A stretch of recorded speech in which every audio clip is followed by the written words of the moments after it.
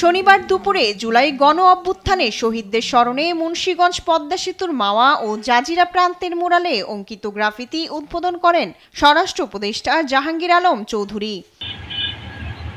এ সময় তিনি বলেন, জুলাই গণ অভ্যুত্থান কেবল একটি আন্দোলন নয়, অন্যায়ের বিরুদ্ধে দাঁড়িয়ে সত্য ও ন্যায় প্রতিষ্ঠার সংগ্রাম।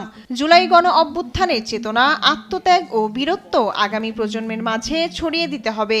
এই আয়োজন কেবল একটি উদ্বোধনী অনুষ্ঠান নয়, এটি ইতিহাসকে নতুন প্রজন্মের কাছে পৌঁছে দেওয়ার এক অনন্য প্রয়াস। এই প্রজন্ম আগামী প্রজন্মকে জানাতে হবে জুলাইয়ের সেই গণ অভ্যুত্থান কেবল একটি আন্দোলন নয়, বরং ছিল অন্যায়ের বিরুদ্ধে দাঁড়িয়ে সত্য ও ন্যায় প্রতিষ্ঠার সংগ্রাম।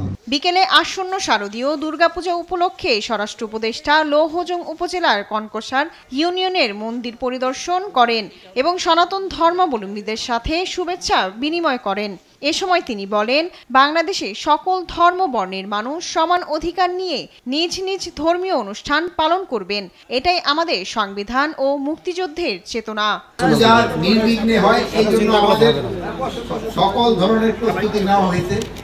কোনো ধরনের কোনো আশঙ্কা নাই, আপনারা খুব ভালোভাবে উদযাপন করতে পারেন। মণ্ডপের পবিত্রতা কিন্তু রক্ষা করতে হবে। অনেকে জুতা নিয়ে উপরে উঠে যায়, এদিকে কিন্তু আপনাদের খেয়াল করতে হবে।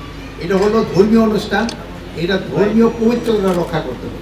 এ সময় উপস্থিত ছিলেন মুন্সিগঞ্জ জেলা ম্যাজিস্ট্রেট ফাতেমাতুল জান্নাত, লৌহজং উপজেলার নির্বাহী কর্মকর্তা নেসার উদ্দিন, স্থানীয় জনপ্রতিনিধি, পূজা উদযাপন পরিষদের নেতৃবৃন্দ সহ নানা শ্রেণী পেশার মানুষ। শায়লা খান, নিউজ ডেস্ক, দেশ টিভি।